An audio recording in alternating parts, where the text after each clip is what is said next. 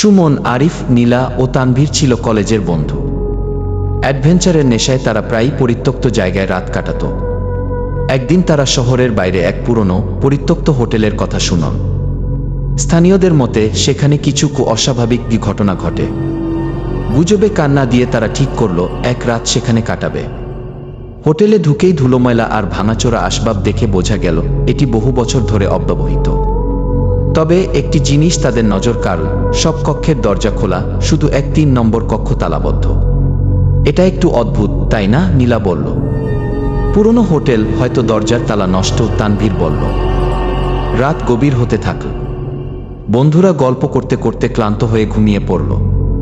কিন্তু রাত ২টার দিকে হঠাৎ দরজায় ঠকঠক শব্দ হলো। সুমন ফিসফিস করে বলল, শুনলে?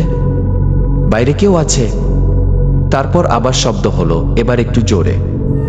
আরিফ তালার দিকে তাকিয়ে বলল, চলো ভেঙে দেখি। সে লোহার রড দিয়ে কয়েকবার আঘাত করতেই তালা ভেঙে গেল।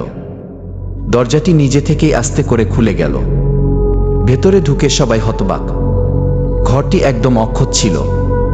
ছকচকে বিছানা, নতুন পর্দা, এমনকি দেয়ালে একটি বড় আয়না লাগানো, যেন এটি কখনো পুরনো হয়নি।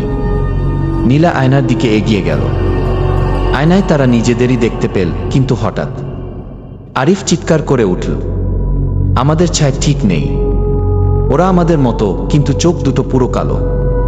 হঠাৎ আয়নার প্রতিচ্ছবিগুলো হাসল, এক ভয়ঙ্কর অস্বাভাবিক হাসি। তারপর তারা আয়না থেকে বেরিয়ে এল। অনেক বছর ধরে অপেক্ষা করেছি। তানভীর দরজা খুলতে গেল, কিন্তু সেটি আটকে গেছে। সুমন লাথি মারল, কিন্তু লাভ হলো না। নীলা কিছু বুঝে ওঠার আগেই আয়নার প্রতিচ্ছবি তার শরীর স্পর্শ করল। মুহূর্তের মধ্যে নীলা নিস্তেজ হয়ে মাটিতে পড়ে গেল, আর তার শরীর থেকে কালো ধোঁয়ার মতো কিছু বেরিয়ে আয়নার ভেতরে চলে গেল।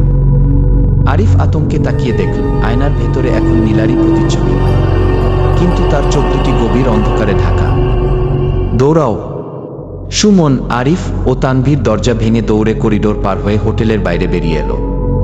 পেছন থেকে ভেসে এল এক ভয়ঙ্কর কণ্ঠ, এখন তো একজন রয়ে গেছে, আরো ৩ জন চাই।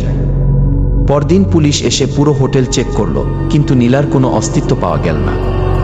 এরপর থেকে বন্ধুরা কখনো একসাথে কোথাও যায়নি, কিন্তু মাঝে মাঝে আয়নার দিকে তাকালে তারা সেখানে ৪ জনকে দেখতে পেত।